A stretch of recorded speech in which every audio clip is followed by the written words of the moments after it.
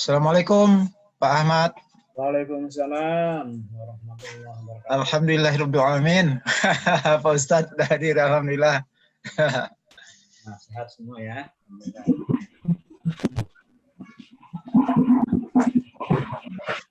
Assalamualaikum Pak Amir. Waalaikumsalam warahmatullahi wabarakatuh. Wah, ini Pak Amir nih, kepala Saya di PDASM. perjalanan ke Malang. Ya.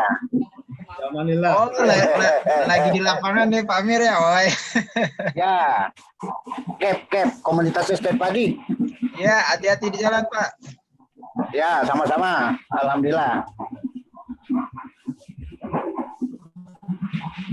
Baik, kita akan mulai insya Allah tepat waktu Pak, sekitar 6 menit lagi ya Pak. Baik. Oke. Pak Ustadz. Pak Ahmad, Assalamualaikum warahmatullahi wabarakatuh. Waalaikumsalam. Saya kenal Pak Ahmad ini anak saya, si Jana itu kan, teman anak saya itu Pak Ahmad. Sama-sama SMA 1 ya Pak ya? Ya. Ya, anak saya sering main ke Jana, sering main juga ke rumah. Ya. Terakhir, iya. Sekarang udah berapa tuh cucunya Pak dari Jana Pak? Dari Jana 3. Dari Jana 3. 3, alhamdulillah. Alhamdulillah Pak. Alhamdulillah. Bapak berapa cucu? Ya Pak? Bapak berapa cucu? Iya cucu. Juga.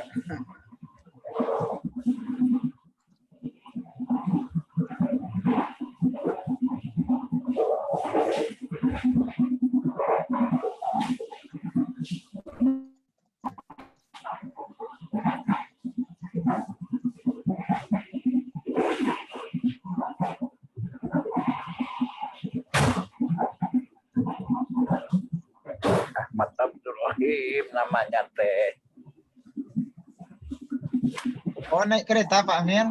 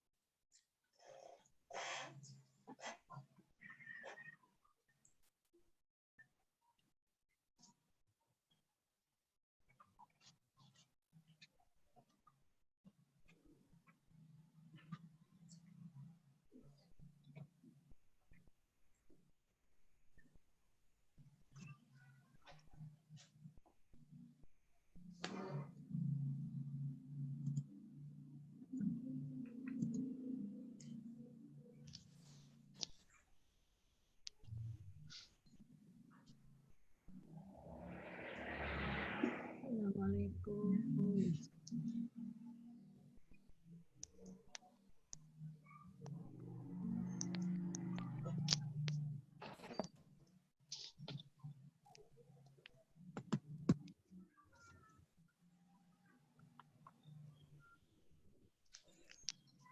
Dua satu dua delapan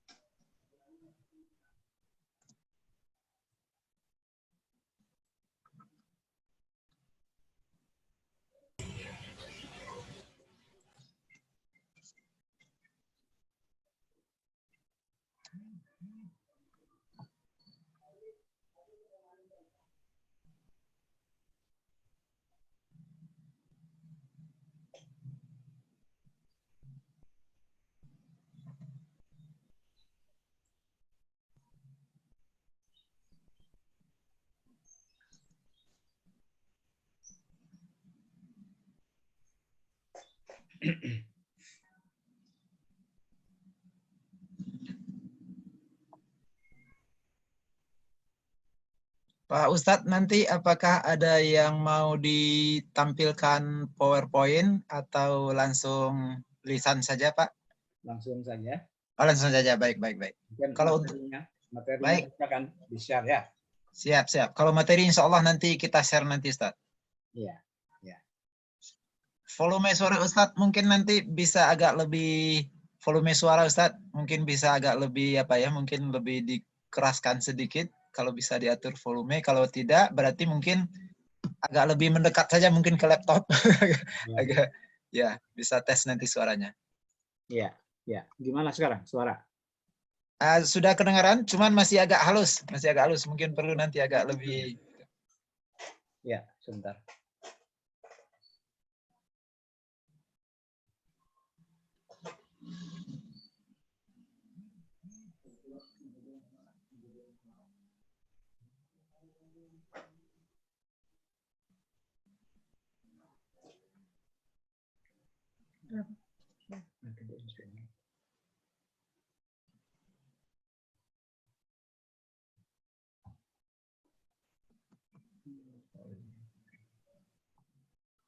Pak Amir? Halo, kedengeran Pak Oke. suara saya? Oh baik, oke. Kita akan mulai dalam waktu 1 menit ya Pak Amir ya, siap-siap ya.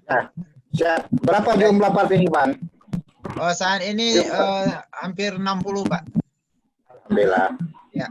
Alhamdulillah. Sudah masuk hampir 60 dan masih pada connecting. Kita tunggu 1 menit. Oke. Kita tunggu 1 menit. Oke. Thank you. Ya, gimana suara sekarang? Itu agak lebih bagus Pak. Mantap Pak Ahmad suaranya. Jernih.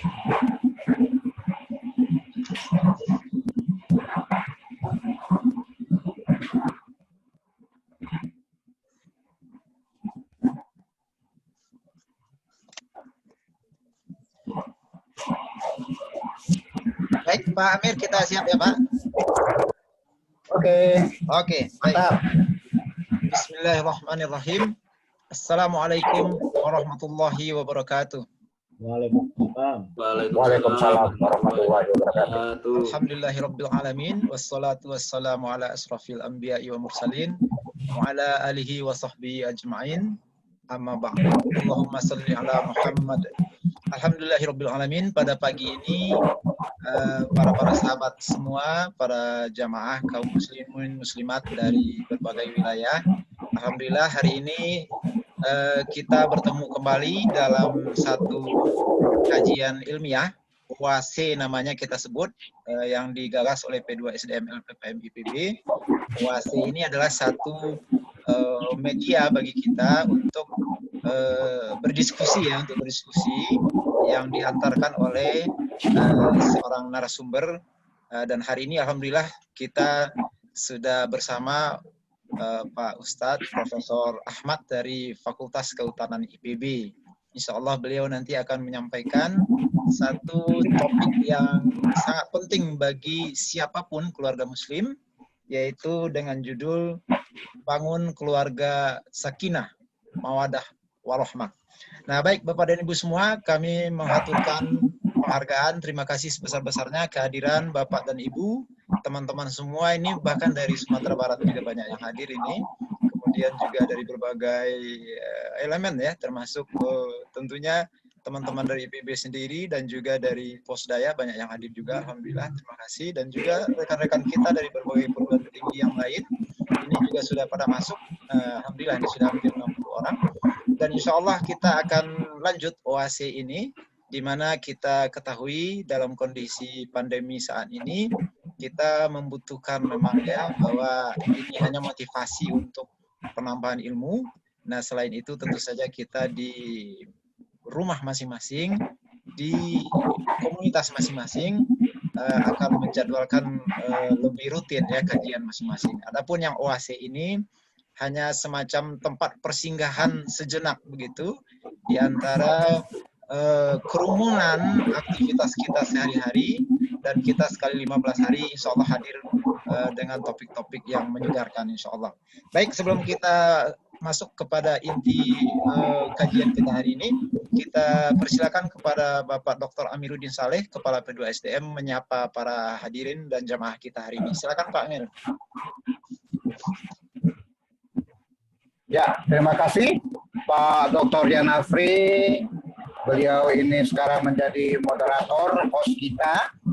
Pak Ian ini adalah kepala divisi kami di P2 SDM, Pusat Studi Pengembangan Sumber Daya Manusia, IPB University. Beliau ini pun adalah direktur kampus desa. Kami sekarang mulai membina masyarakat, kami akan turun ke desa, membawa tenaga-tenaga ahli kami, dosen-dosen kami, teknik kami, yang punya komitmen untuk membangun desa di tempat mereka. Artinya di desa lah kita membangun kampus, kita bercocok tanam, dan kita berbagi kemanfaatan hasil-hasil teknologi kita, penelitian kita yang siap pakai di masyarakat. Hari ini pun saya bersama rombongan lagi menuju Malang karena ada pembinaan komunitas SDM padi dengan menggunakan teknologi IPB, PI, penelitian institusi IPB, AMAR, Agromaritim 4.0. Nah, ini adalah cetusan Pak Profesor Dr. Arif Satria kita, Rektor IPB kita. Bismillahirrahmanirrahim. Assalamualaikum warahmatullahi wabarakatuh. Waalaikumsalam. Pertama tentulah saya ucapkan kepada narasumber tercinta kita, Al Ustadz Profesor Dr. Insinyur Ahmad Abdurrahim. Beliau ini sahabat saya, pertemanannya sampai dengan anak saya, antara Alisa Nahla dan adik Janah gitu ya. Cuman anak saya belum kawin-kawin nih Pak.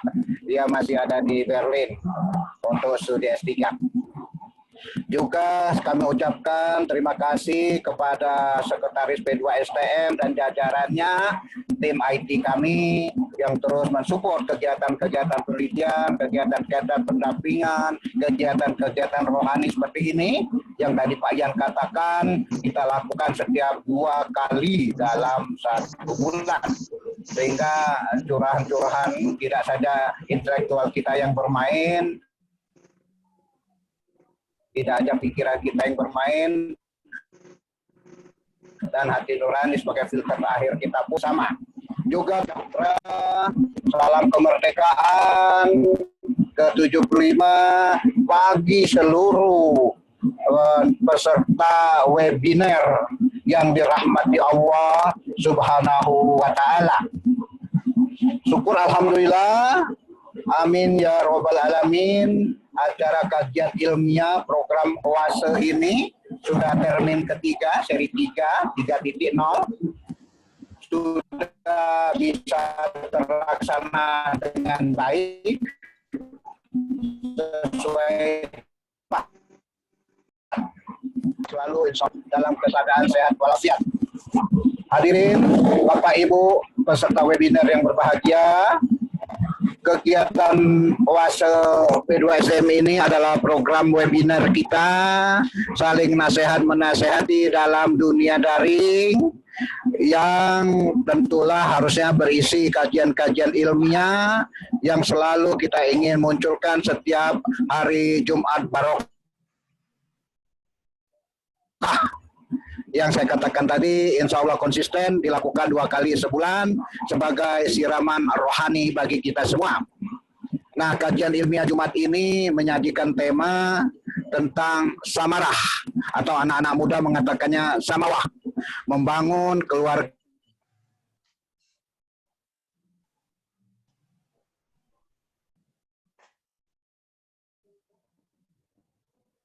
sakinah, biar saja. Soalnya kita tiga, bahwa kita manusia ini diberikan keistimewaan dalam atau dengan makhluk-makhluk Allah yang lain. Kita diberikan kebebasan untuk berkehendak, berkemauan, free will, dan kebebasan berpikir, free think. Kebebasan inilah yang harusnya tetap dalam bimbingan, tetap dalam arahan wahyu Allah Subhanahu wa taala. Bila tidak, akan menuju kebinasaan. Itulah makna Islam, sunatullah, tunduk patuh kepada ketentuan Allah. Jadi mau lurus mau tidak dalam membina kehidupan, termasuk keluarga kita, supaya menjadi ahli sunnah, ahli surga, bisa berkumpul dengan kawan-kawan soleha dan soleh. Tentu kita selalu ingin ada siraman-siraman rohani untuk meluruskan iman Islam kita. Kan kita ini siratal mustaqim katanya, suka ke kiri ke kanan, ke kiri ke kanan. Nah, meluruskan ini salah satunya saling menasehati. Untuk itu sangat kami harapkan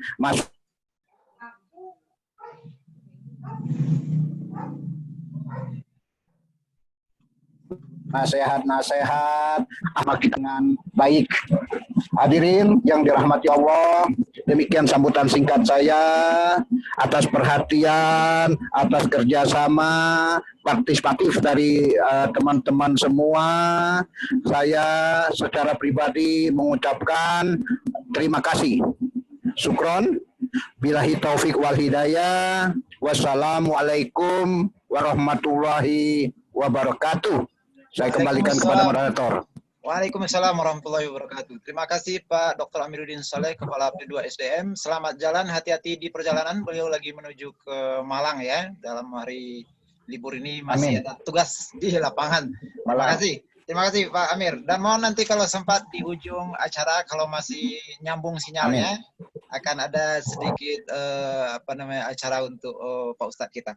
Baik Bapak dan Ibu semua yang sudah semakin banyak hadir di board kita ini, langsung kita akan serahkan waktu kepada Bapak Ustadz kita, yaitu Profesor Ahmad Abdul Rahim, salah seorang guru besar IPB, beliau dari Fakultas Kehutanan IPB, dan beliau juga pengisi tetap ya kajian-kajian di IPB, termasuk juga di Masjid Al-Hurriyah dan di berbagai forum lainnya.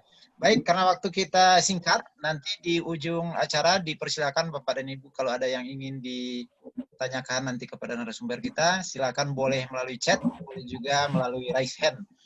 Dipersilakan kepada Pak Ustadz Ahmad. Baik, suara saya kedengaran kah? Alhamdulillah Pak, alhamdulillah. Amin. Ustadz. Alhamdulillah. Baik. Assalamualaikum warahmatullahi wabarakatuh. Waalaikumsalam warahmatullahi wabarakatuh. Bismillahirrahmanirrahim. Alhamdulillahirabbil alamin. Alhamdulillahilladzi khalaqal insan, 'allamal Qur'an wa 'allamahul bayan. Asyhadu an la ilaha illallah wahdahu la syarikalah wa asyhadu anna Muhammadan abduhu wa rasuluhu basyira wa nadhira. Allahumma sholli ala sayyidina Muhammad wa ala ali sayyidina Muhammad. Alhamdulillah, kita bersyukur kepada Allah Subhanahu wa taala pada pagi hari ini atas rahmatnya, atas karunia-Nya kita dimudahkan oleh Allah untuk bersama-sama bersilaturahim, tholabul ilmi bersama-sama. Hadirin yang dimuliakan oleh Allah, kita akan membahas dengan topik membangun keluarga sakinah, mawaddah, warahmah. Judul ini sebenarnya kalau kita perhatikan mengambil dari bunyi ayat pada surat Ar-Rum ayat yang ke-21. Wa min ayatihi an khalaqalakum min anfusikum azwajan litaskunu ilaiha wa ja'ala bainakum mawaddatan wa rahmah inna fi dzalika la ayatil liqaumi yatafakkarun. Dan di antara tanda-tanda kekuasaan Allah ialah Dia menciptakan untukmu istri-istri dari jenismu sendiri supaya kamu cenderung dan merasa tentram kepadanya, yaitu litaskunu ilaiha. Kemudian dan dijadikannya di antaramu rasa cinta dan kasih sayang, mawaddah warahmah, cinta dan kasih sayang. Sesungguhnya pada yang demikian itu benar-benar terdapat tanda-tanda bagi kaum yang berpikir. Ya, jadi topik ini mengambil dari surat Ar-Rum tadi ayat yang ke-21. Oleh karenanya bahwa dalam pernikahan yang kemudian nanti membentuk suatu keluarga, suatu rumah tangga yang kita harapkan tadi adalah keluarga yang sakinah, mawaddah, warahmah, keluarga yang ada ketentraman di dalamnya dan ada cinta dan kasih sayang di dalamnya. Itu berkaitan dengan ibadah dan dakwah. Ya, jadi pernikahan, membentuk keluarga itu berkaitan dengan ibadah dan dakwah. Kenapa berkaitan dengan ibadah? Karena itu diperintahkan oleh Allah dan Rasul-Nya. Allah perintahkan misalnya pada surat An-Nur ya, ayat yang ke-32. Wa ankihul ayama minkum, dan kawinkanlah, nikahkanlah, kawinkanlah orang-orang yang sendirian di antara kamu. Diperintah oleh Allah. Kemudian Rasulullah juga begitu. An-nikahu sunnati, famar raghiba an sunnati falaisa minni. Nikah itu, kata Rasul, adalah bagian dari sunnahku. Barang siapa yang tidak mau ya, menolak untuk melakukan sunnahku, falaisa minni, maka mereka tidak termasuk ke dalam golonganku. Itu kaitan dengan ibadah.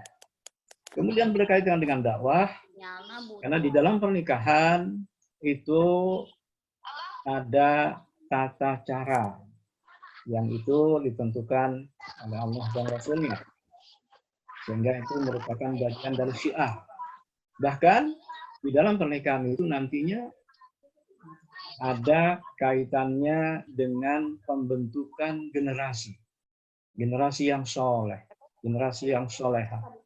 Sebagaimana yang digambarkan oleh Allah di dalam Al-Quran, doa dari Nabiullah Ibrahim alaihissalam. Pada surat yang ke-37, ayat yang ke-100. Allah mengajarkan doa. Di situ, Rabbi habli minas sholihin. Ya Allah, karuniakanlah kepadaku keturunan dari anak-anak yang soleh. Anak-anak yang soleh inilah yang nantinya akan berfitrah untuk membentuk peradaban yang terbaik di bumi ini. Jadi ada kaitannya dengan dakwah. Nah, hadirin sekalian, pemirsa yang dirahmati oleh Allah, berbicara tentang keluarga sakinah, itu bukanlah suatu keluarga yang statis. Atau dengan kata lain, jangan dianggap bahwa keluarga yang sakinah, mawaddah, warahmah itu adalah keluarga yang tidak pernah menghadapi masalah ya di dalam perjalanan rumah tangganya. Ya, akan tetapi keluarga yang sakinah, mawaddah, warahmah ini, keluarga samara ini adalah keluarga yang dinamis ya, yang senantiasa berusaha untuk mencari solusi yang tepat berdasarkan Quran dan Sunnah terhadap berbagai problematika masalah yang dihadapi di dalam menjalankan tugas-tugasnya di dalam keluarga atau rumah tangga tersebut. Ya. Hatta keluarga Rasulullah Shallallahu Alaihi Wasallam sekalipun itu tidak pernah sepi juga dari berbagai masalah. Ya, masalah itu akan selalu ada, akan selalu dihadapi oleh setiap kita. Ya, tetapi di situ kuncinya adalah masalahnya itu dihadapi dengan cara yang terbaik, dengan mengikuti tuntunan Allah dan Rasul-Nya. Dalam rangka itulah, maka perlu difahami oleh setiap keluarga, oleh setiap rumah tangga, berkaitan dengan kewajiban ya dari suami yang itu menjadi haknya istri, kemudian juga kewajiban dari istri yang itu menjadi haknya suami, kemudian juga yang ketiga adalah kewajiban bersama, itu menjadi hak bersama. Ini paling tidak ya, 3 hal penting. Kemudian nanti yang keempat itu adalah ya berkaitan dengan bagaimana kriteria sukses ya di dalam berumah tangga. Nah, secara singkat itu kewajiban dari suami dan itu menjadi haknya istri itu paling tidak ya ada 3 hal. Jadi ini rumusnya adalah kewajiban suami itu 3 paling tidak, kemudian kewajiban istri itu juga 3 ya, kemudian kewajiban bersama itu juga 3 ya, kemudian kriteria sukses ya dari suatu keluarga itu juga 3. Jadi ini mudah untuk dihafal.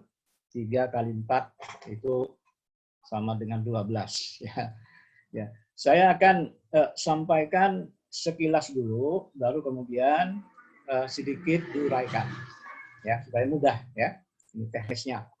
Jadi kewajiban suami yang itu menjadi haknya istri yang 3 itu adalah yang pertama menjaga dirinya dan keluarganya dari siksa api neraka. Ini kewajiban yang pertama dari suami dan itu menjadi haknya istri ya. Itu nanti pada surat At-Tahrim ayat yang ke-6. Kemudian yang kedua, memberikan nafkah yang halal dan yang thayyib. Ya, ini kewajiban dari suami dan itu menjadi haknya istri. Ya, itu nanti pada surat Al-Baqarah di antaranya ayat 168. Kemudian yang ketiga adalah memperlakukan istri dengan cara yang ma'ruf, dengan cara yang terbaik. Wa ashiruhunna bil ma'ruf. Ya, itu adalah kewajiban suami dan menjadi haknya istri. Itu pada surat An-Nisa surat 4 ayat yang ke-19 ya. Nah, kemudian kewajiban istri dan itu menjadi haknya suami itu juga ada 3 paling tidak. Yang pertama adalah mentaati suaminya dengan baik di jalan Allah. Ingat, di jalan Allah, taat kepada suami di jalan Allah. Nah, itu pada surat An-Nisa ya, ayat yang ke-34. Kemudian yang kedua adalah menjaga dan memelihara kehormatan dirinya serta harta keluarganya. Itu adalah kewajiban istri menjadi haknya suami. Itu pada surat An-Nisa juga pada ayat yang ke-34 ya, dalam satu ayat itu. Kemudian yang ketiga adalah berakhlak mulia dalam berinteraksi dengan suaminya. Ya, berakhlak mulia. Nah, itu banyak ayat dan hadis-hadis yang berkaitan dengan ini.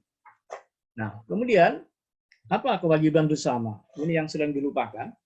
Kewajiban bersama suami istri dan itu menjadi hak bersama. Yang pertama adalah bekerja sama di dalam mewujudkan keluarga samara. Jadi itu menjadi kewajiban bersama, bekerja sama, saling mengisi, saling bersinergi dalam mewujudkan keluarga samara. Itu diantaranya pada surat Al-Baqarah ya, ayat 187. Kemudian yang kedua adalah bekerja sama dalam membentuk generasi anak-anak yang soleh, yang solehah. Ya, itu kewajiban bersama dan itu menjadi hak bersama. Bagaimana mewujudkan anak-anak yang soleh, yang solehah. Ya, itu banyak ayatnya. Diantaranya adalah pada surat yang ke-37 tadi, ayat yang ke-100. Kemudian yang ketiga adalah bekerja sama di dalam membangun umat, ya, di dalam berdakwah. Ini pada surat At-Taubah ayat yang ke-71. Ya, subhanallah. Betapa mulianya di sini rumah tangga, itu baiknya umat ini juga sangat berkaitan dengan baiknya rumah tangga. Ya, karena umat ini kan sebenarnya merupakan kumpulan ya, kumpulan dari rumah tangga. Itu rumah tangga yang samara itu akan membentuk umat bangsa yang terbaik. Nah, kemudian yang keempat, di sini kriteria sukses rumah tangga. Apa? Ya, kriteria sukses rumah tangga paling tidak itu juga ada 3. Yang pertama, dengan berumah tangga itu akan meningkatkan keimanan, akidah, tauhid dari keluarga itu. Ya, jadi dengan membentuk rumah tangga, maka akidahnya, keimanannya dengan segala derivat-derivatnya, turunan-turunannya itu akan semakin meningkat. Kemudian yang kedua, ibadahnya, baik ibadah yang khosoh atau ibadah yang ammah, itu dari keluarga itu juga meningkat. Ya, karena di situ bersinergi ya antara mukminin dan mukminah, muslimin dan muslimah. Ya, kemudian yang ketiga, kepeduliannya terhadap ummah atau dakwah yang dilakukan oleh keluarga itu pun itu juga akan meningkat. Ya, jadi 3 kali 4 itu 12 ya. Jadi mudah sebenarnya. Nah, sekarang baru akan dijabarkan itu sedikit demi sedikit ya. Dan saya akan menjabarkannya tidak terlalu panjang karena waktunya. Tetapi alhamdulillah itu materinya insya Allah nanti di-share ya. Materinya itu ada sehingga tidak perlu dicatat sebenarnya. Baik. Mulai dari kewajiban suami ya terhadap istri tadi, itu Allah Subhanahu wa taala pada surat At-Tahrim ya, ayat yang ke-6. Ya ayyuhalladzina amanu qu anfusakum wa ahlikum nar. Wahai orang-orang yang beriman, jagalah dirimu dan keluargamu dari siksa api neraka. Ini kewajiban yang terberat sebenarnya bagi para suami. Dan ini ditekankan oleh Allah, yang dipanggil itu adalah ya ayyuhalladzina amanu, wahai orang-orang yang beriman. Ini untuk menunjukkan kepada kita bahwa keluarga yang samara tadi akan bisa terbentuk dengan baik apabila sang suami di situ adalah orang-orang yang punya keimanan yang kuat. Orang-orang yang punya keimanan yang kokoh. Akidahnya adalah akidah yang salimah.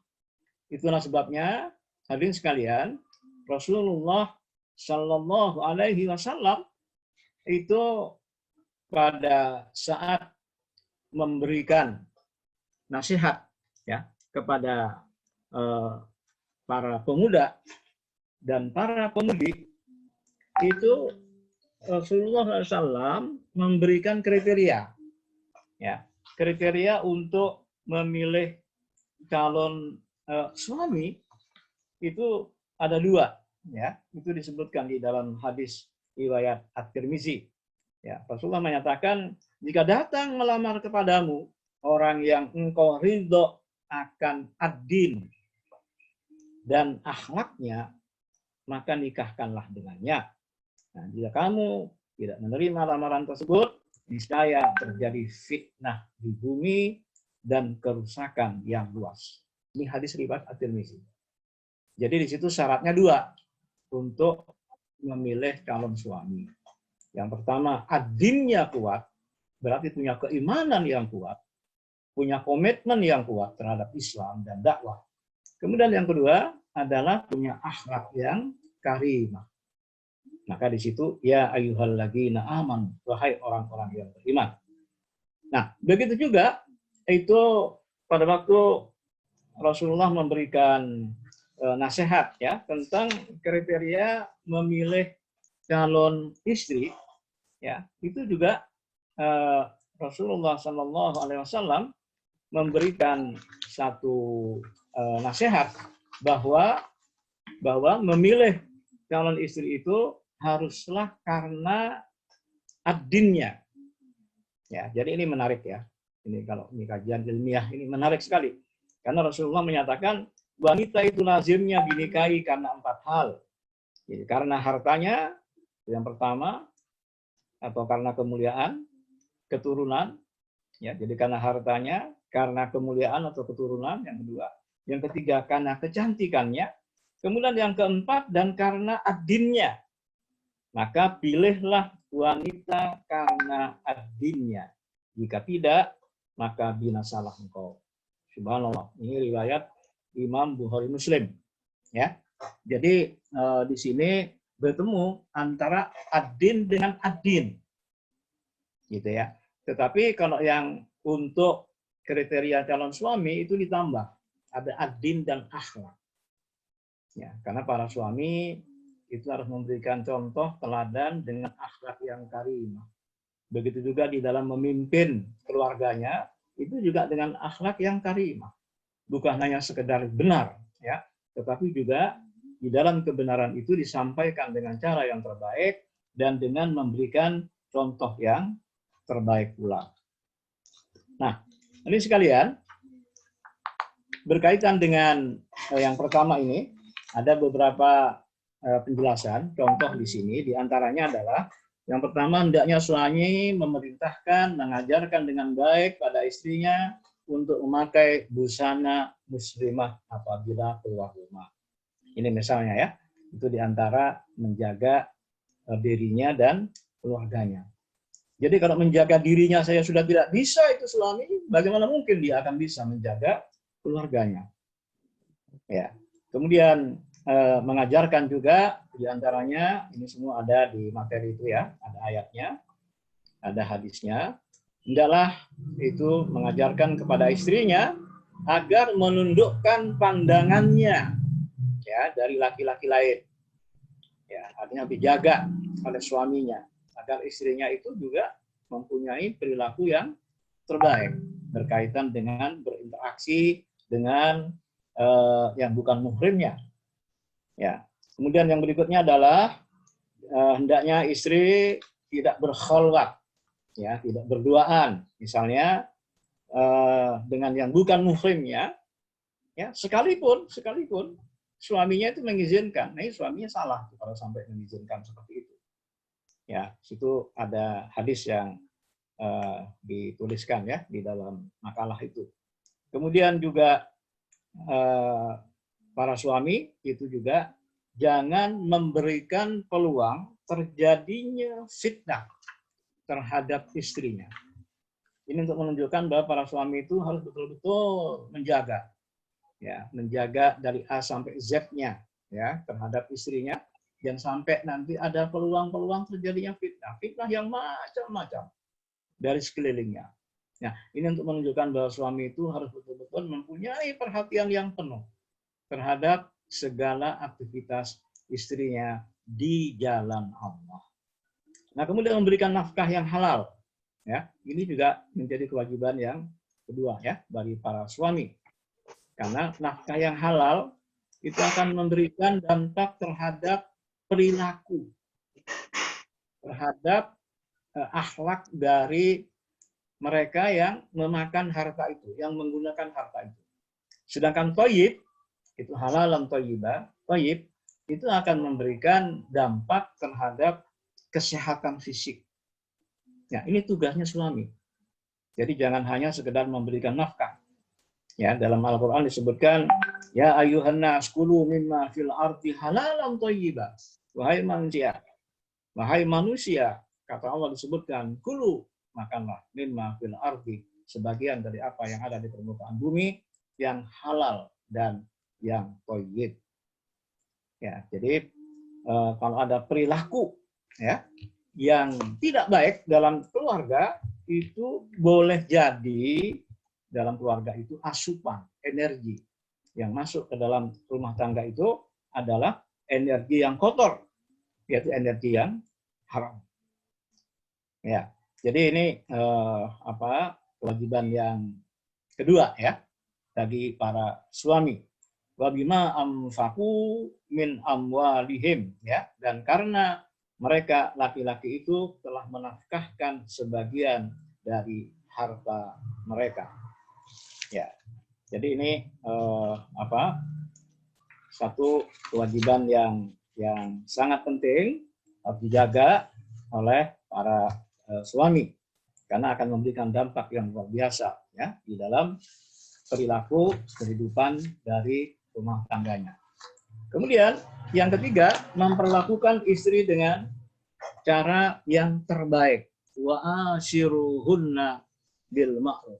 Wa ashiruhunna bil ma'ruf. Ya, jadi seorang suami itu harus bisa memberikan treatment, perlakuan, menjaga ya istrinya itu dengan cara yang terbaik, dengan cara lemah lembut. Ada suatu hadis riwayat Imam Ahmad, akmalul mu'minin imanan ahsanuhum khuluqan. Ya. Kemudian wa khiyarukum linisaihim khuluqan. Ini hadis riwayat Imam Ahmad ya. Mukmin yang paling sempurna imannya ialah mereka yang paling baik akhlaknya, dan orang yang paling baik akhlaknya di antara kamu, kata Nabi, adalah orang yang paling baik akhlaknya terhadap istrinya. Sungguh luar biasa ya. Jadi kalau ada orang yang laki-laki nih ya, para suami yang katanya dia itu menjadi panutan di luar rumah tangganya, itu disebut-sebut punya keteladanan yang baik, tetapi itu tidak dirasakan oleh istrinya. Kebaikan akhlaknya itu, ya, itu berarti kebaikan-kebaikan yang ada itu kebaikan-kebaikan yang palsu. Ya, karena istrinya lah yang paling tahu, yang paling bisa merasakan apakah betul suaminya itu memberikan treatment yang terbaik dengan akhlak karimah ya kepada istrinya. Ya, sungguh ajaran Islam sangat menekankan di sini ya tentang bagaimana suami memperlakukan istri dengan cara yang terbaik. Wa ashiruhunna bil ma'ruf, dan pergaulilah ya istri kalian, itu istri mereka secara patut dengan cara yang terbaik. Ya, kemudian di antaranya itu adalah melapangkan nafkahnya ya. Ini contoh-contoh yang lain. Melapangkan nafkahnya, meminta pendapatnya dalam urusan rumah tangga dan pelamaran anak perempuannya, serta dalam berbagai urusan yang lain. Jadikanlah istri itu menjadi mitra untuk berdialog, mitra untuk diskusi dengan cara yang terbaik dalam memutuskan berbagai masalah dalam kaitan rumah tangga. Kemudian memperlakukan dengan mesra dan lemah lembut, ya, serta memberikan kesempatan kepadanya untuk berceria dan bersenda-gurau. Ya, sungguh luar biasa ya, dan itu dicontohkan oleh Rasulullah SAW. Kemudian melupakan kekurangannya, terutama bila ia mempunyai kelebihan dan kebaikan yang lain. Angkatlah kebaikan-kebaikan istri itu, bahkan di hadapan istrinya, begitu, dan tutuplah kekurangan-kekurangannya. Itu diantara memperlakukan yang terbaik terhadap istrinya. Kemudian berpenampilan yang baik di hadapannya, di hadapan istrinya, karena ia juga menginginkan hal yang sama, ya, sebagaimana suami juga mengharapkan yang seperti itu terhadap istrinya. Kemudian dicontohkan Rasulullah juga adalah membantu istri dalam tugas-tugas rumah. Rasulullah itu mencontohkan, ya, walaupun tidak kemudian terus-menerus ya, tetapi ada waktunya, ya, di mana suami itu membantu sebagian dari tugas-tugas istri yang ada di rumahnya. Ya, kemudian Sekarang lanjut kepada kewajiban istri terhadap suami, ya, mentaati suaminya di jalan Allah. Fasolihatu qanitatun, ya. Jadi wanita yang solehah itu, ya, kata Allah di dalam ayat ini, ya, pada surah An-Nisa ayat 34, itu adalah wanita yang soleh itu ialah wanita yang taat kepada Allah. Kalau mereka taat kepada Allah, maka mereka juga akan taat kepada suaminya.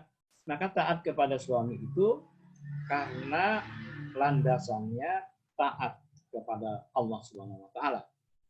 Ya. Kemudian yang kedua, menjaga dan memelihara kehormatan dirinya serta harta keluarganya.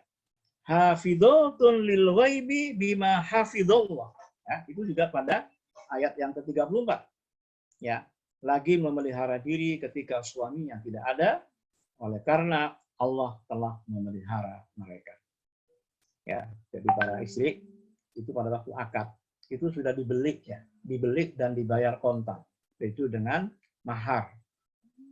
Ya, maka jagalah dirinya, ya, terutama pada saat suaminya tidak ada. Kemudian berakhlak mulia dalam berinteraksi dengan suaminya. Ini kewajiban yang ketiga.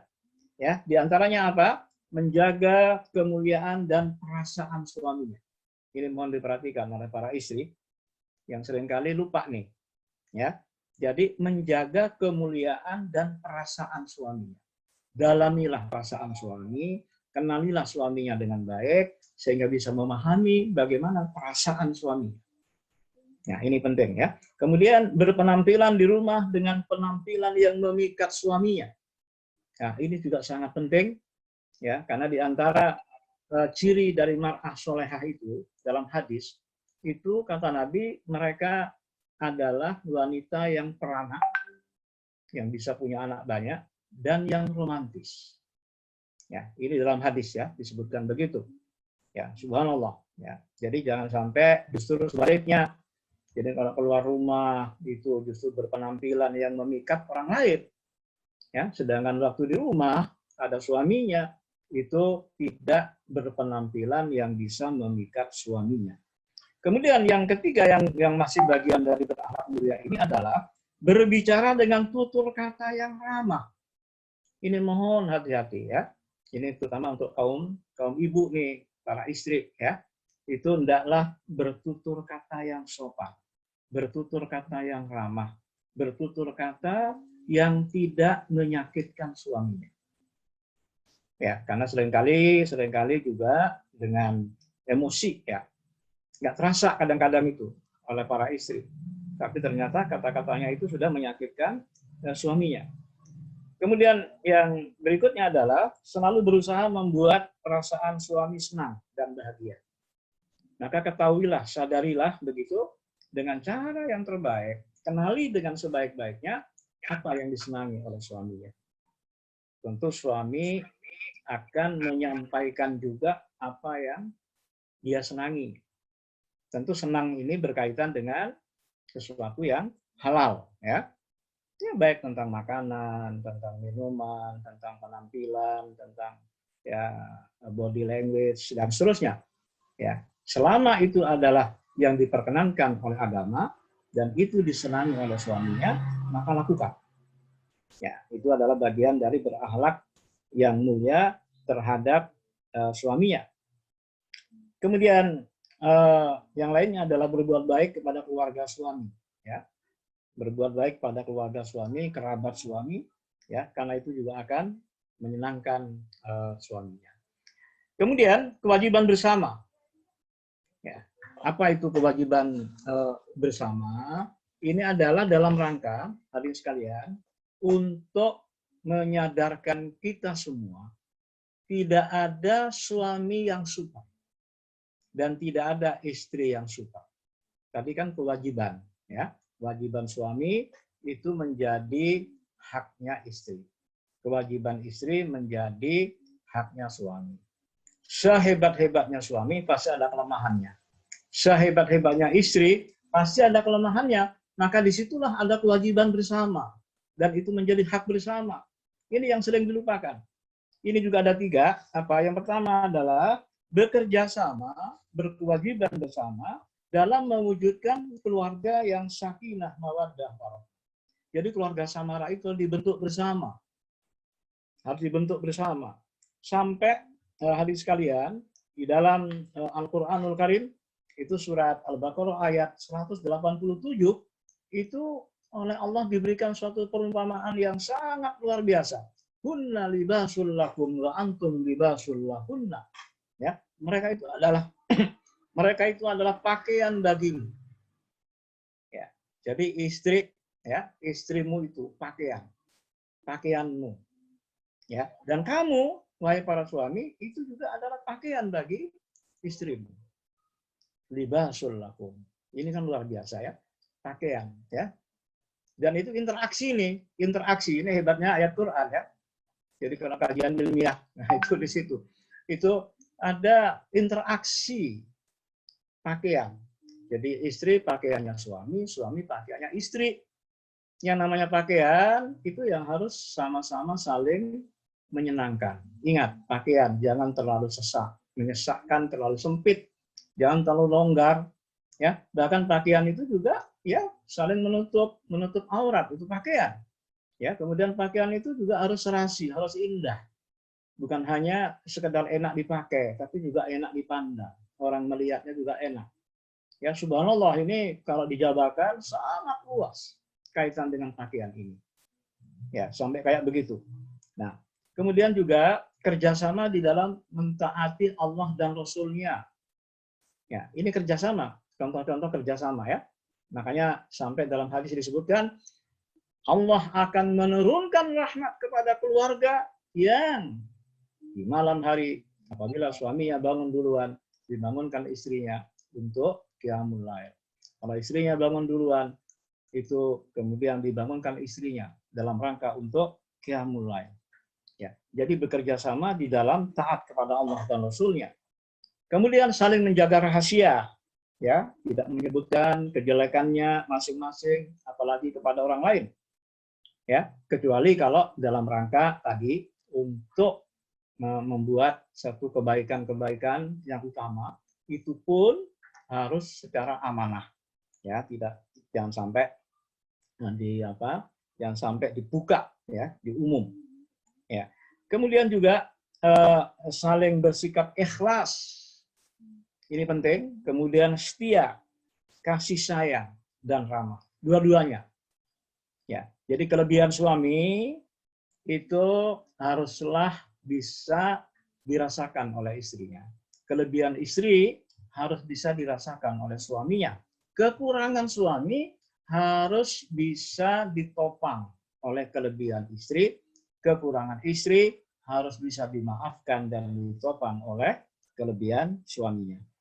Kemudian yang kedua, kewajiban bersama adalah wajib untuk melahirkan, membentuk generasi anak-anak yang soleh dan soleha. Subhanallah. Ya, jadi kerjasama ini, kewajiban bersama ini kalau dilakukan dengan baik, maka yakin tidak ada masalah yang kemudian akan membuat rumah tangga itu menjadi porak-poranda. Karena dua-duanya energinya itu dipakai dalam rangka yang pertama tadi untuk keluarga Samara. Yang kedua, untuk melahirkan anak-anak yang soleh dan soleha. Bukankah anak-anak itu merupakan hasil kerjasama dari suami istri? Dan kerjasama itu haruslah terus sampai nanti bukan hanya kerjasama di atas ranjang yang halal, yang sedekah itu, tetapi juga kerjasama menghantarkan anak itu menjadi anak yang soleh dan anak yang soleha. Dua-duanya mendoakan anaknya, dua-duanya memberikan keteladanan, dua-duanya menghantarkan, mendidik anaknya, ya, sampai kemudian anak itu menjadi anak yang soleh dan yang soleha. Nah, kemudian yang ketiga ya adalah kerjasama di dalam ikut andil di dalam perbaikan umat. Luar biasa kalau rumah tangga yang seperti ini. Suaminya ikut membina umat, istrinya ikut membina umat, anak-anaknya karena menjadi anak-anak yang soleh, yang soleha, dibina oleh kedua suami dan istrinya tadi, mukminin mukminah tadi, maka kemudian anak-anaknya itu juga ikut membina umat.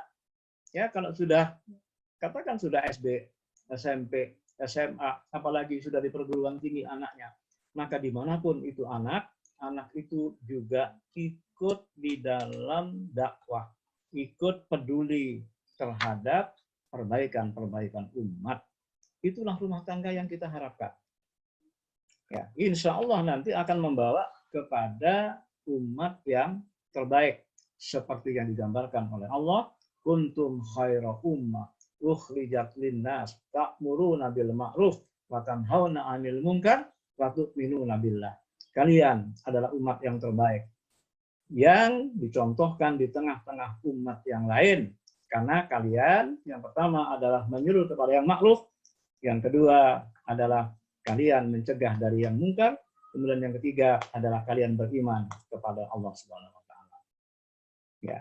Jadi suami sibuk membina umat, istri juga begitu, anak-anaknya juga begitu. Tentu itu tadi kewajiban kewajiban bersama yang ketiga, setelah yang pertama dan yang kedua itu terselesaikan.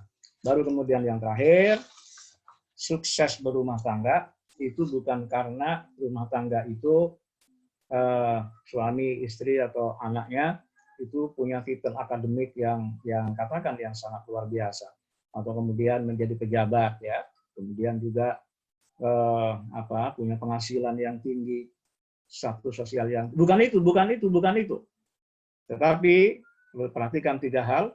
Yang pertama, keimanannya, tauhidnya itu meningkat, ibadahnya meningkat, kemudian kepeduliannya atau dakwahnya meningkat. Itu kriteria sukses berumah tangga. Bahwa kemudian dia punya titel akademik, dia punya jabatan dan seterusnya, semuanya itu adalah penguat di dalam 3 hal itu. Demikian, hadirin sekalian, para pemirsa yang dirahmati oleh Allah, sebagai pengantar diskusi, ya, nanti kita lanjutkan untuk berdiskusi. Ya, saya kembalikan kepada moderator, ya, Dr. Jeffrey, silakan. Baik, terima kasih Pak Ustadz Ahmad, Profesor Guru Besar dari Fakultas Kehutanan IPB. Alhamdulillah beliau sangat sistematis ya dalam penjelasan keluarga sakinah ini, karena memang juga berkaitan dengan waktu kita yang OAC ini memang kita desain 30 menit. Maksudnya sebetulnya adalah bahwa kita supaya tidak merasa terlalu banyak waktu karena memang hari kerja. Nah, hari ini adalah hari libur. Jadi oleh karena itu memang ada pesanan tadi malam ini dari beberapa jamaah bahwa mohon besok kalau bisa waktunya dikasih ekstra sedikit. Nah, oleh karena itu ini sudah muncul beberapa pertanyaan. Jadi beliau tadi menutup ya pertemuan kita ini tadi, kajian kita beliau tutup tadi ringkasannya dengan 3 poin utama, yaitu ciri keluarga sakinah itu, ciri keluarga sukses itu adalah ketika tauhidnya meningkat. Itu yang pertama. Yang kedua, ketika ibadah mereka meningkat. Nah, yang ketiga, ketika kepedulian sosialnya meningkat. Jadi kemampuan mereka untuk berkontribusi dalam meningkatkan kualitas umat, ya. Maka itu 3 kriteria itu akan luar biasa ya kalau terdapat dalam keluarga kita gitu ya. Baik, nah Bapak Ibu, sudah ada beberapa pertanyaan. Mohon Pak Ustadz Ahmad memberi tambahan penjelasan ini sesuai dengan pertanyaan yang ada. Banyak pertanyaannya, tapi saya bacakan mungkin dulu yang pertama ya. Yang pertama ini datang dari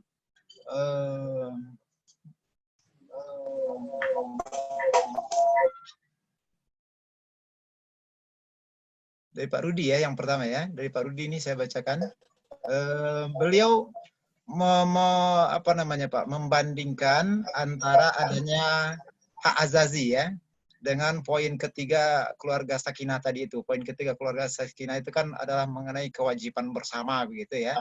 Nah, bagaimana pandangan syar'i ketika adanya hak azazi ini gitu. Jadi kaitannya antara hak azazi dengan kewajiban bersama. Silakan Ustaz. Ya. Baik. Ya. Maaf suaranya itu ya.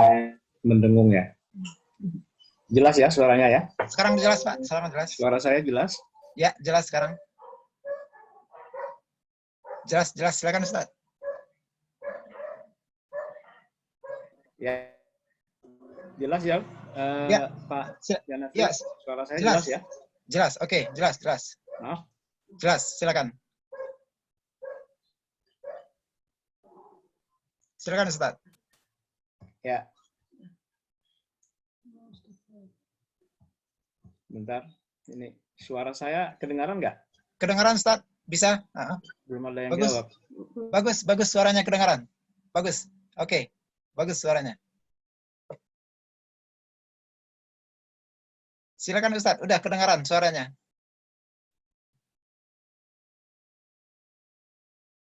Mungkin ada sedikit gangguan sinyal di beliau. Kita tunggu sejenak.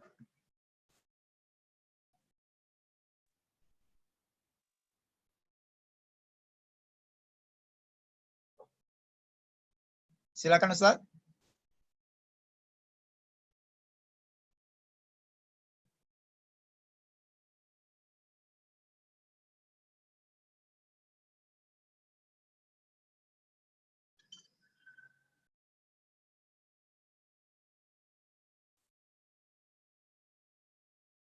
Pak Ahmad.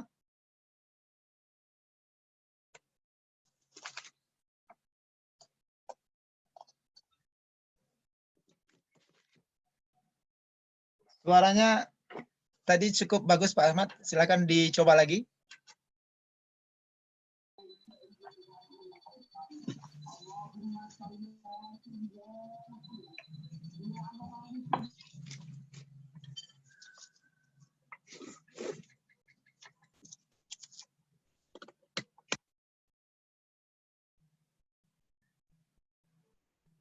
Halo Pak Ahmad.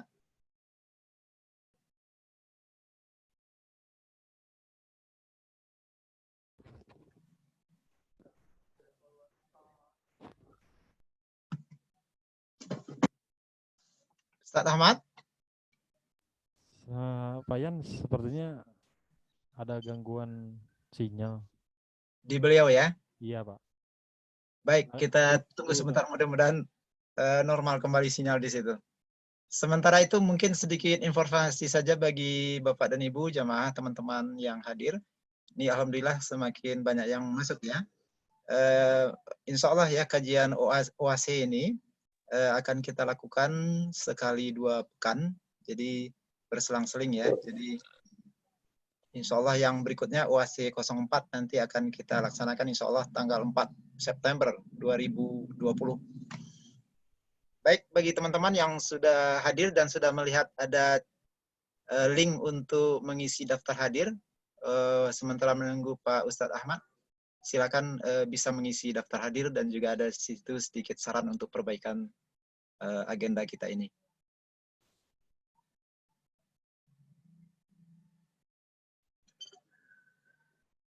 Halo Pak Ustadz Ahmad.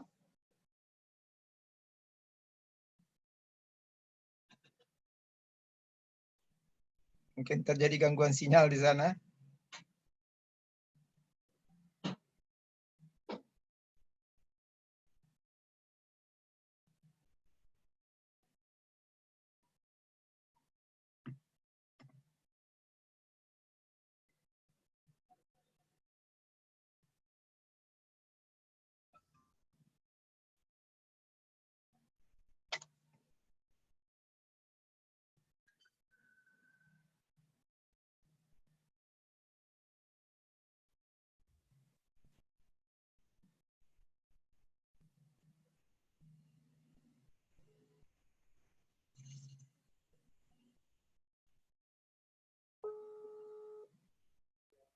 Halo, Pak Yan, udah masuk sebetulnya.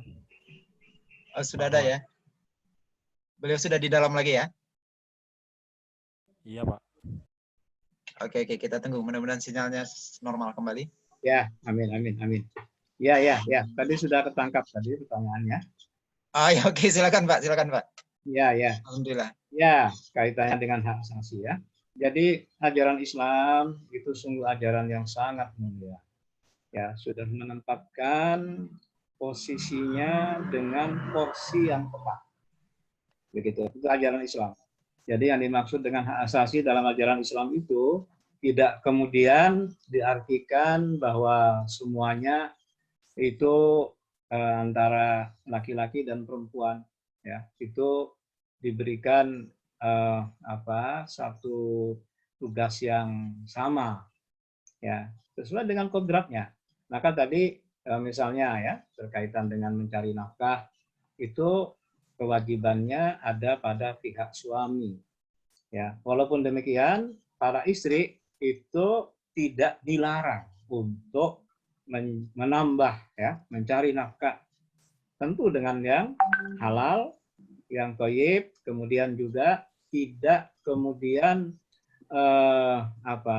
menjadikan tugas utamanya, tugas pokoknya itu jadi bersama. Begitu. Maka yang dimaksud tadi kewajiban bersama itu bersama-sama untuk saling melengkapi. Saling melengkapi. Ya, kalau suami ada kelemahan di satu sisi, maka disitulah istri ikut membantu, ikut menopang. Begitu juga sebaliknya. Jadi hak asasi itu jangan diartikan semuanya itu harus sama. Justru laki-laki dan perempuan itu kan beda, nggak bisa disamakan. Ya kalau disamakan malah jadi aneh. Ya, dari postur tubuhnya juga berbeda, ya. Tetapi dalam kaitan dengan peluang masuk surga, kaitan dengan amal yang diberikan tugas masing-masing itu punya hak yang sama. Para suami, para istri ada peluang yang sama untuk masuk ke dalam surga, ya, sesuai dengan tugasnya masing-masing. Ya, barangkali begitu untuk jawaban pendeknya, ya, Pak Moderator, ya, silakan. Baik, terima kasih Pak Ustadz. Ini banyak memang pertanyaan masuk ya. Boleh ya, nggak apa-apa kita bacakan satu lagi dulu Pak Ustadz ya.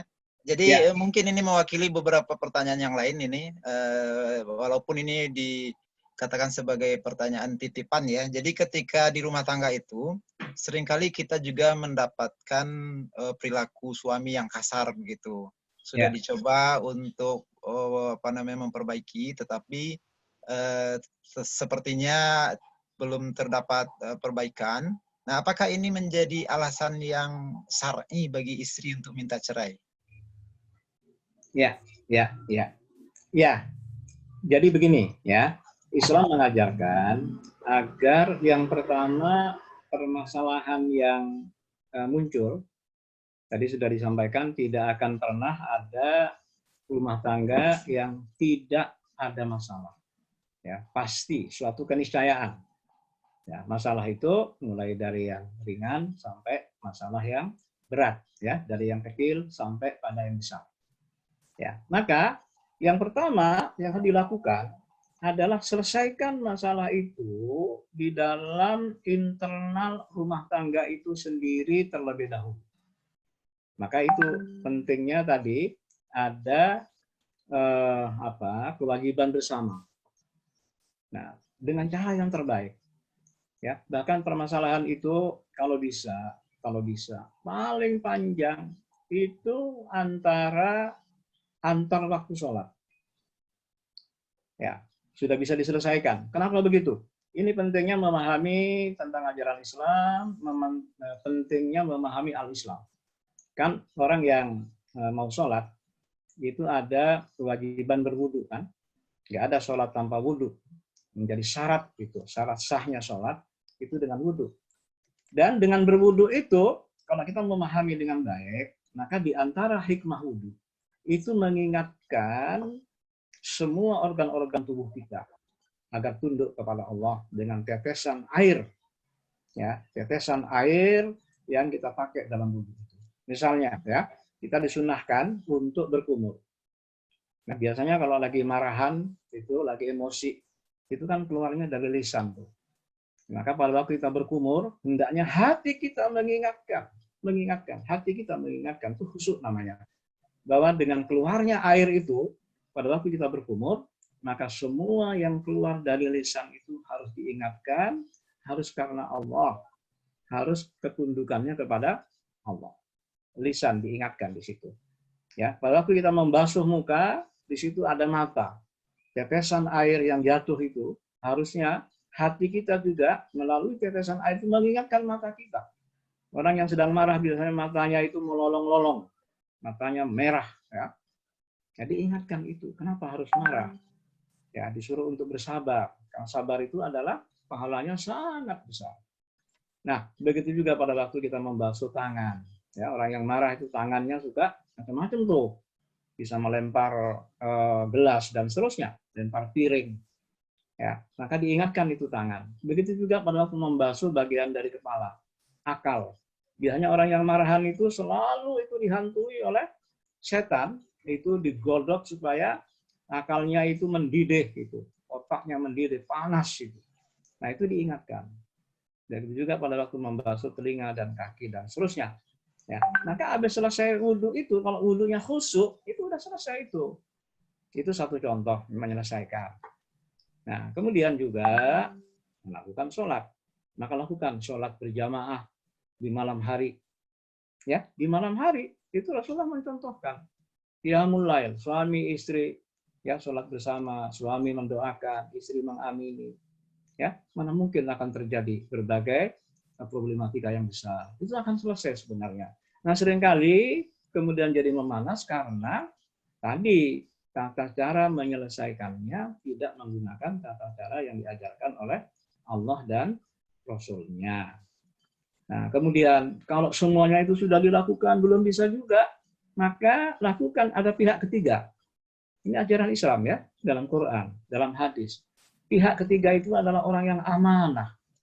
Orang yang dianggap oleh kedua belah pihak mampu untuk menyelesaikan masalah itu. Nah, maka kemudian didamaikan, dirukunkan. Masalahnya apa? Diajak dialog, diajak bersama untuk menyelesaikan masalah itu. Dengan niat yang baik, insya Allah itu akan terselesaikan.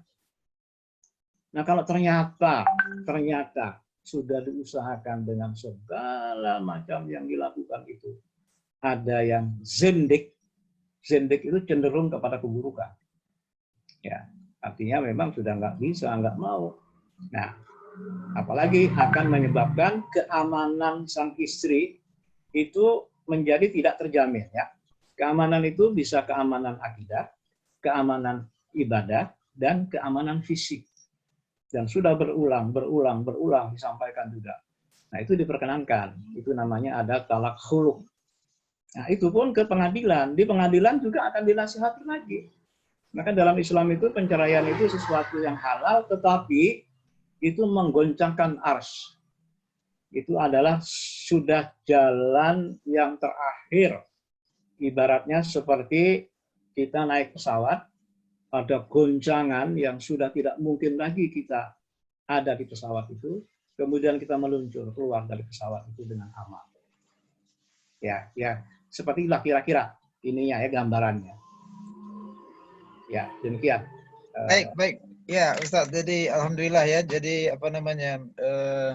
satu hal yang sangat prinsipil sekali ya, Ustaz. Ya, artinya bukan karena satu goncangan lalu kemudian kita segera mengambil jalan yang ekstrim begitu ya. Dan itulah sebetulnya yang memang juga diinginkan oleh iblis ya. Jadi iblis itu salah satu target mereka adalah menceraikan suami dari istrinya. Baik Ustadz, ini masih banyak pertanyaan. Jadi karena waktu kita sudah habis, saya rangkum saja ini terakhir. Semua pertanyaan ini saya bacakan secara ini. Dan setelah itu mungkin kita close karena waktunya memang sudah lewat. Khawatir teman-teman ada keperluan lain. Nah diantaranya begini. Ini sebetulnya curhat saja ya, dan suatu hal yang sangat membanggakan menurut saya ini. Jadi dia melihat kekurangan istrinya begitu banyak sekali ya. Dia begini begitu kekurangannya.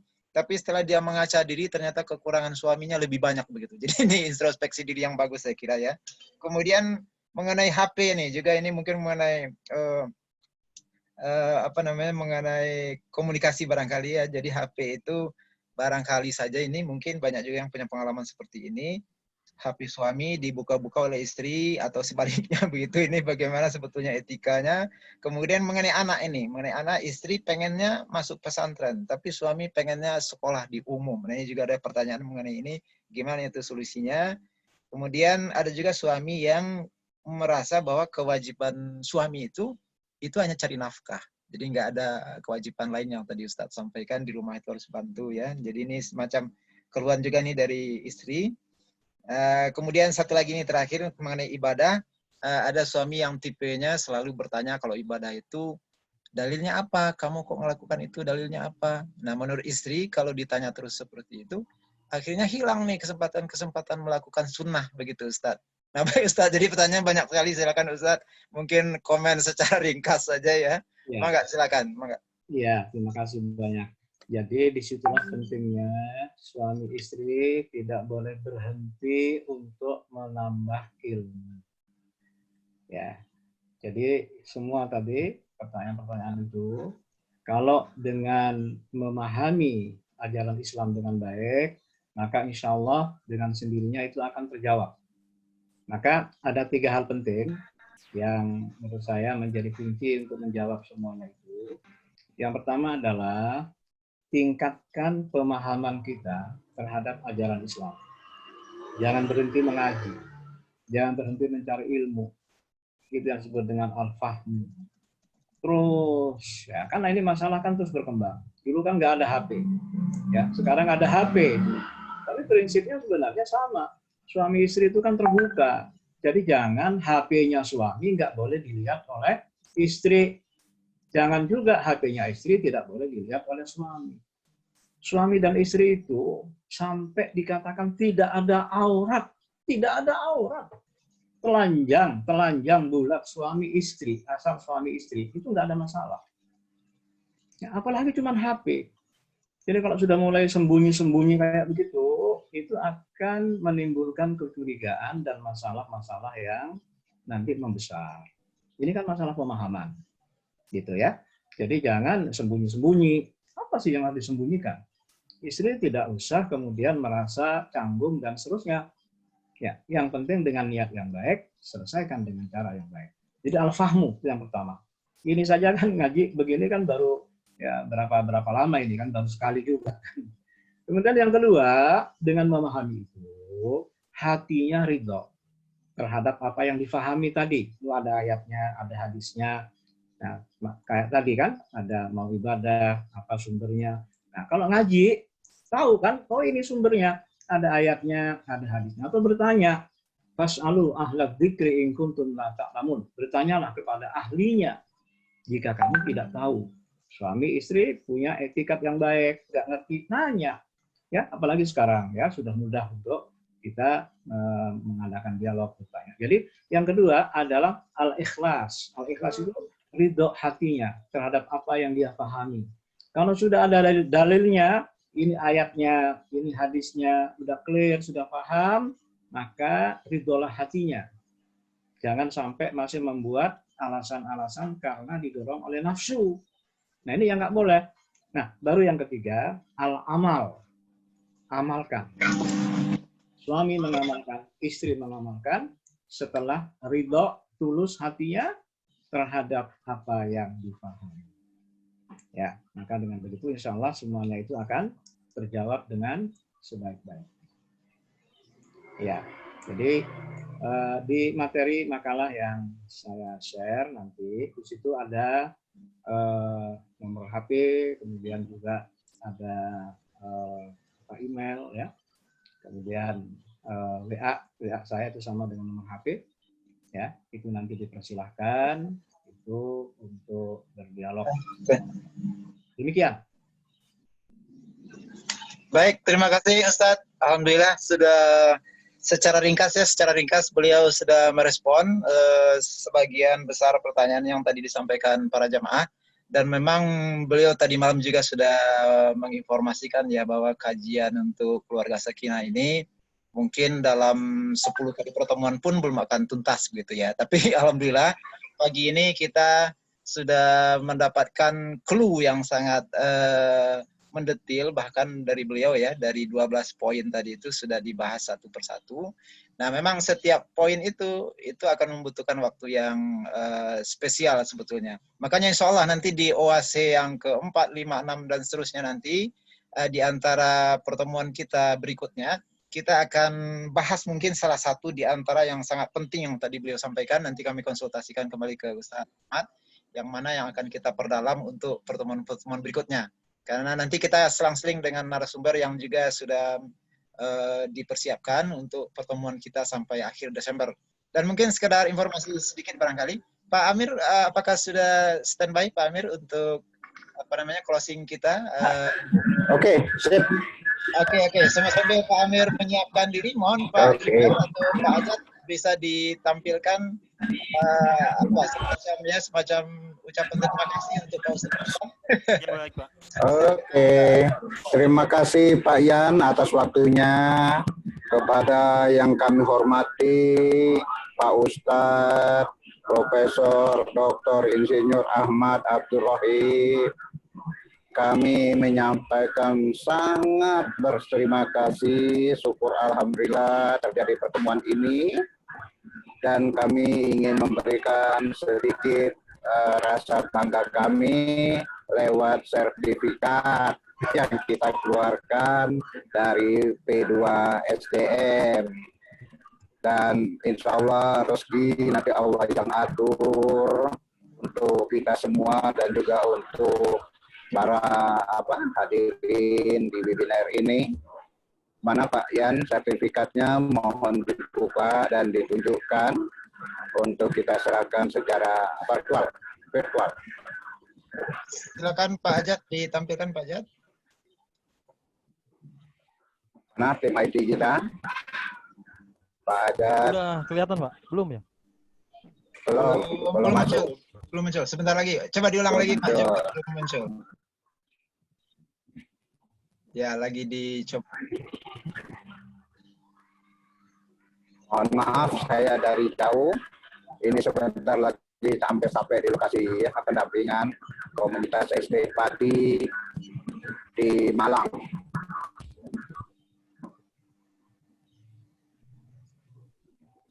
Ditugaskan oleh Pak Rektor sampai hari Minggu. Tapi silaturahim ini akan terus kita pelihara ya Pak Yan ya. Insya Allah Pak, kita sudah jadwalkan ya sampai Desember, dan juga Pak Amir ini sekalian info untuk Pak Amir dan teman-teman semua yang hadir hari ini sambil menunggu piagam. Kita insya Allah akan terbitkan. Kelihatan Pak piagamnya? Belum muncul Pak Jibar, Belum muncul ya? Belum. Padahal udah di share screen. Bentar Pak. Ya silakan Pak Yan, informasinya Pak Yan. Ya, informasi kita pertama bahwa untuk OAC keempat akan kita lakukan insya nanti pada 4 September 2020, dan yang kedua seluruh materi yang ada bahasan kita sampai akhir Desember nanti untuk OAC ini insya Allah nanti akan kita terbitkan bukunya Pak Amir. Jadi kita akan terbitkan buku OAC nanti. Teman-teman boleh nanti silakan kontak sekretariat SDM. Yang minat nanti akan kita kirim ya. Dan sekarang sedang kita susun nih dari materi Pak Ahmad hari ini juga sudah beliau persiapkan. Insya Allah nanti akan kita rapikan. Ya, saya kira bagus tuh Pak. Jadi kumpulan-kumpulan yang bisa dibuka kembali untuk lebih mempercerdaskan kita bersama. Oke, tim IT bagaimana? Kita belum lihat. Sudah kelihatan Pak? Ini. Oke. Silakan. Oke. Kembali kepada Bapak kita Ustadz Profesor Ahmad. Ini dari kami piagam penghargaan. Semoga bisa diterima dengan baik, dan rezeki berikutnya Allah akan berikan kepada kita semua. Silakan Pak Ahmad diterima. Apa kata-kata terakhirnya sekalian? Ya. Alhamdulillah, saya bersyukur pada Allah SWT dan terima kasih ini saya sedang untuk ikut beramal. Ya, jadi terima kasih yang tak terhingga pada kawan-kawan teman-teman di DPR di sini. Ya, baik, saya terima kasih dan saya terima dengan baik. Alhamdulillah. Terima kasih. Ya, terima kasih juga ya Pak Ahmad. Mudah-mudahan seri silaturahmi, diskusi smart bidang dakwah kita ini bisa terus berlanjut.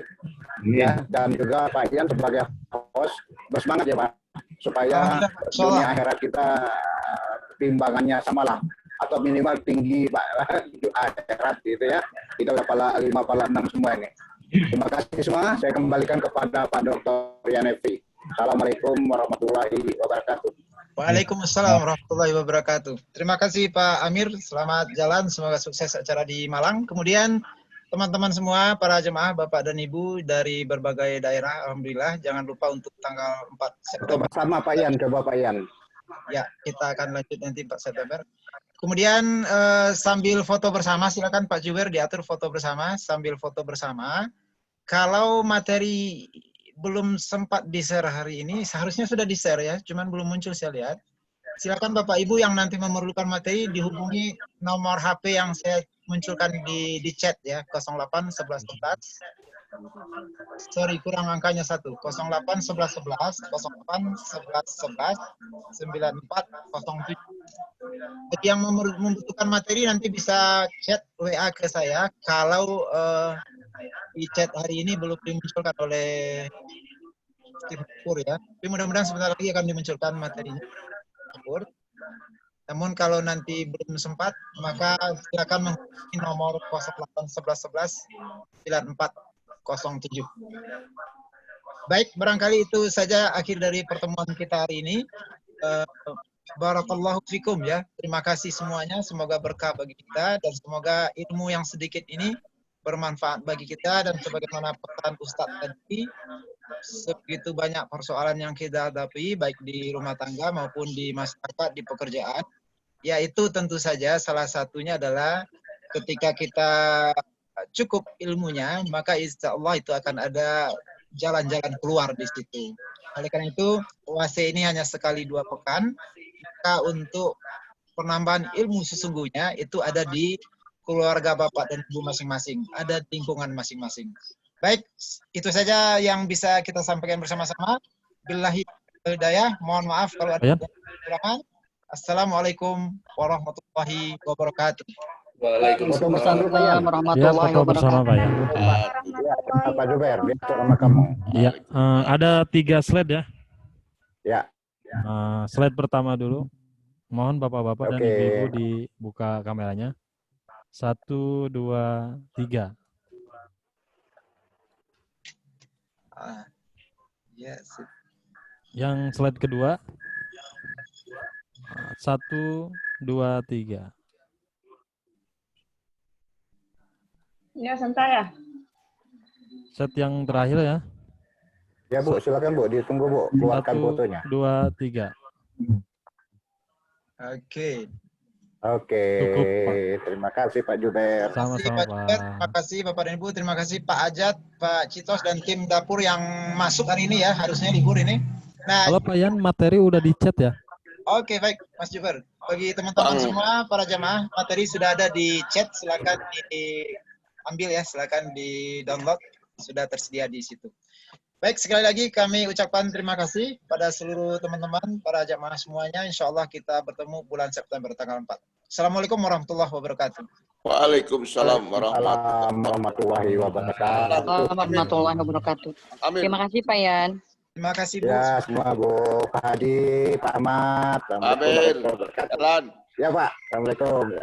Terima kasih Amin. Pak Yan. Izin live ya. Sama-sama Pak, terima kasih Pak. Ya.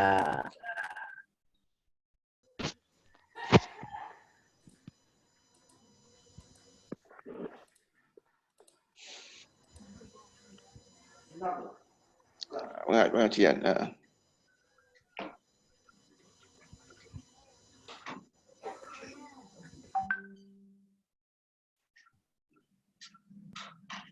Assalamualaikum, mau pergi dulu. Waalaikumsalam, hati-hati Pak, terima kasih. Jangan lupa tanggal 4 September Pak ya berikutnya. Insya Allah siap.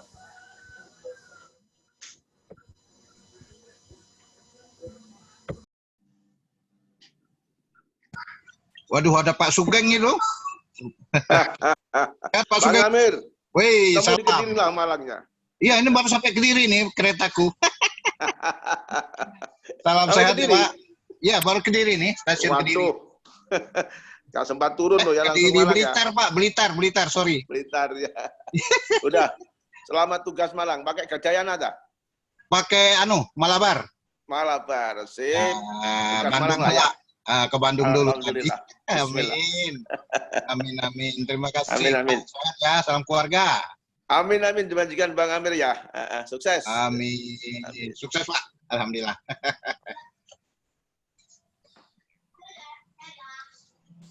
Banyak juga teman-teman yang hadir dari orang orang dari apa?